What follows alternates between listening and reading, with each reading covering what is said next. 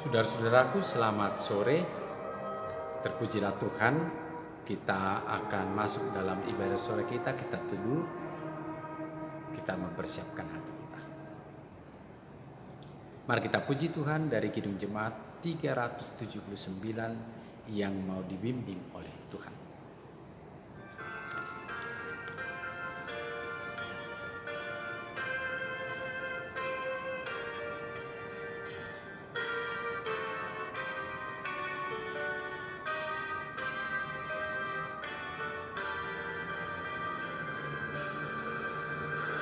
Yang mau dibimbing oleh Tuhan dan yang berharap tak henti akan mendapat pertolongan bahkan di saat terpedih. Tuhanlah dasar imannya, bukanlah pasir alasnya. Kita berdoa. Terima kasih Bapa di surga. Tangan kasih-Mu yang telah memimpin kami, membimbing kami. Rasanya seperti bimbingan Tuhan ke air yang teduh yang tenang. Kami boleh tiba dalam persekutuan kami kembali di rumah. Terima kasih Bapa. Kami sambut Engkau lewat firman-Mu yang kudus itu. Dalam nama Yesus kami berdoa. Amin. Firman Tuhan yang akan menyapa kita di sore ini diangkat dari kitab Wahyu pasal 8, dimulai dari ayat 6 sampai pasal 9 ayat 12. Kita ikuti dalam hati, demikian firman Tuhan. Dan ketujuh malaikat yang memegang ketujuh sangkakala itu bersiap-siap untuk meniup sangkakala. Lalu malaikat yang pertama meniup sangkakalanya, dan terjadilah hujan es dan api bercampur darah, dan semuanya itu dilemparkan ke bumi. Maka terbakarlah sepertiga dari bumi dan sepertiga dari pohon-pohon, dan hanguslah seluruh rumput-rumput hijau. Lalu malaikat yang kedua meniup sangkakalanya, dan ada sesuatu seperti gunung besar yang menyala-nyala oleh api dilemparkan ke dalam laut, dan sepertiga dari laut itu menjadi darah, dan matilah sepertiga dari segala makhluk yang bernyawa di dalam laut, dan binasalah sepertiga dari semua kapal. Lalu malaikat yang ketiga meniup sangkakalanya, dan jatuhlah dari langit sebuah bintang besar, menyala-nyala seperti obor, dan ia menimpa sepertiga dari sungai-sungai dan mata-mata air. Nama binatang itu ialah Apsintus, dan sepertiga dari semua air menjadi absintus, dan banyak orang mati karena air itu, sebab sudah menjadi pahit. Lalu malaikat yang keempat meniup sangkakalanya, dan terpukullah sepertiga dari matahari, dan sepertiga dari bulan, dan sepertiga dari bintang-bintang, sehingga sepertiga dari siang hari tidak terang, dan demikian juga malam hari. Lalu aku mendengar seekor burung nasar terbang di tengah langit dan berkata dengan suara nyaring, "Celaka, celaka, dan celakalah mereka yang diam di atas bumi, oleh karena bunyi sangkakala ketiga malaikat lain yang masih akan meniup sangkakalanya." Lalu malaikat yang kelima meniup sangkakalanya, dan aku melihat sebuah bintang yang jatuh dari langit ke atas bumi, dan kepadanya diberikan anak kunci lubang jurang maut. Maka dibukanyalah pintu lubang jurang maut itu, lalu asap berasaplah dari lubang itu bagaikan asap tanur besar, dan matahari dan angkasa menjadi gelap oleh asap lubang itu. Dan dari asap itu berkeluaranlah belalang-belalang ke atas bumi, dan kepada mereka diberikan kuasa sama seperti kuasa kalajengking di bumi. Dan kepada mereka dipesankan supaya mereka jangan merusakkan rumput-rumput di bumi atau tumbuh-tumbuhan ataupun pohon-pohon, melainkan hanya manusia yang tidak memakai meterai Allah di dahinya.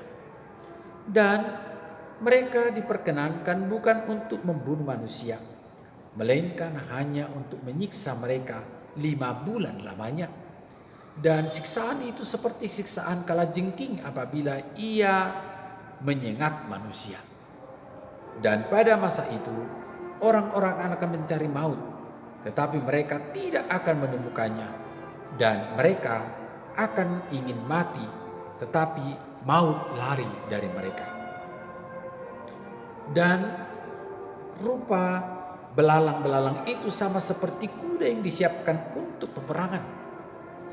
Dan di atas kepala mereka ada sesuatu yang menyerupai mahkota emas, dan muka mereka sama seperti muka manusia, dan rambut mereka sama seperti rambut perempuan, dan gigi mereka sama seperti baju zirah, dan bunyi sayap mereka bagaikan bunyi kereta-kereta yang ditarik banyak kuda yang sedang lari ke medan peperangan.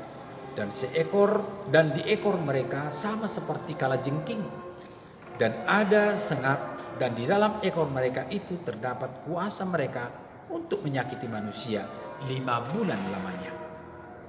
Dan raja yang memerintah mereka ialah malaikat jurang maut. Namanya dalam bahasa Ibrani ialah Abaddon, dan dalam bahasa Yunani ialah Apollyon. Celaka yang pertama sudah lewat, sekarang akan menyusul 2 celaka lagi. Demikian pembacaan firman Tuhan. Saudara-saudaraku, pembacaan ayat yang sangat panjang. Namun apapun jalan ceritanya, lagu kita berpesan yang mau dibimbing oleh Tuhan dan yang berharap sabdanya. Saya, saudara-saudara, pasti menantikan bimbingan Tuhan. Karena apa? Dunia yang kita huni ini banyak ancaman. Dunia yang kita huni ini banyak sekali susahnya dan letihnya. Dan firman Tuhan akan selalu mengajak kita ke pelataran yang tenang, yang teduh. Saudaraku, ayat yang sangat terkenal memang banyak kesan yang mengajak kepada hal yang menakutkan. Bagaimana mungkinkah kalau terjadi tanda-tanda atau simbol-simbol kehancuran dunia ini seperti yang kita lihat? Apakah arti meterai itu? Semuanya ini menandakan, baik meterai pertama ada antikristus, meterai kedua adalah pertanda-pertanda peperangan besar, meterai ketiga adalah tanda-tanda kelaparan, meterai keempat mengakibatkan terjadinya penyakit, kelaparan, peperangan yang lebih dahsyat, dan meterai yang kelima ialah kematian pada akhir zaman. Bahkan kita juga bisa menyaksikan bagaimanakah meterai keenam bisa terjadi gempa bumi. Dan gempa bumi itu akan mengakibatkan kehancuran yang dahsyat bersama dengan berbagai fenomena astronomis yang tidak biasa.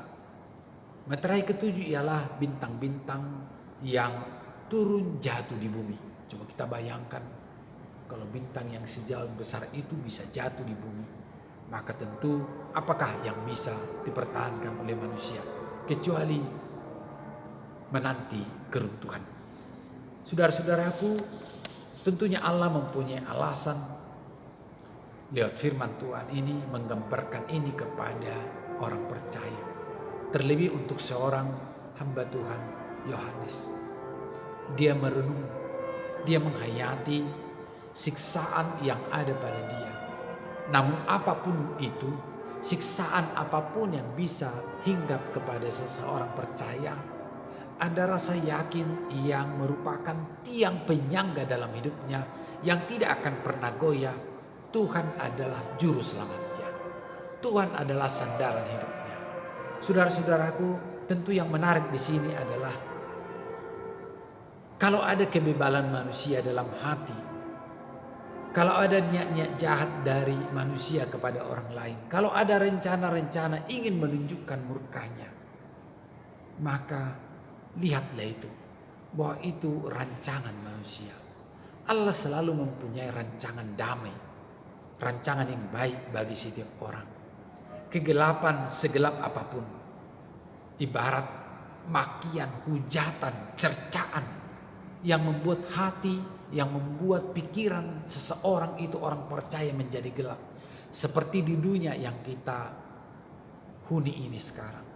Orang berbuat baik bisa juga banyak kecurigaan.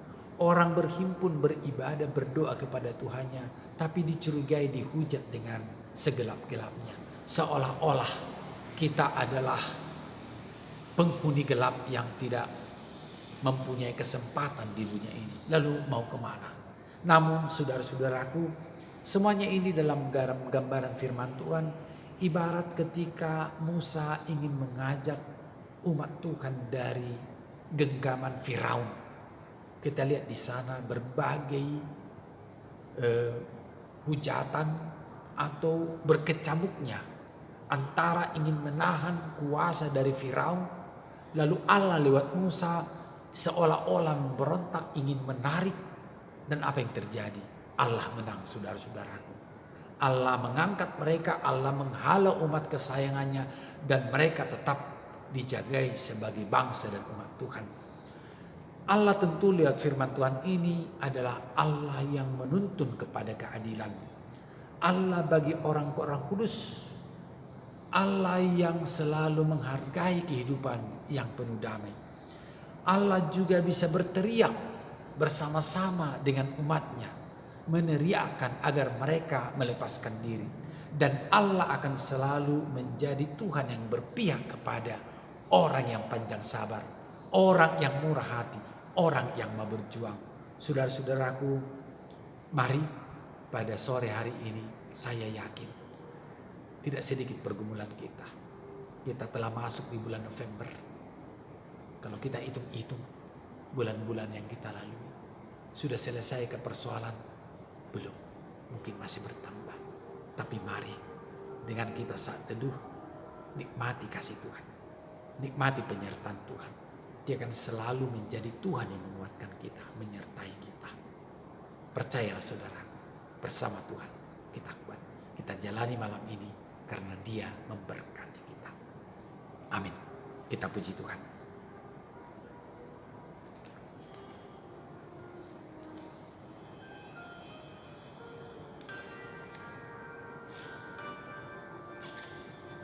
(379) ayat yang ketiga.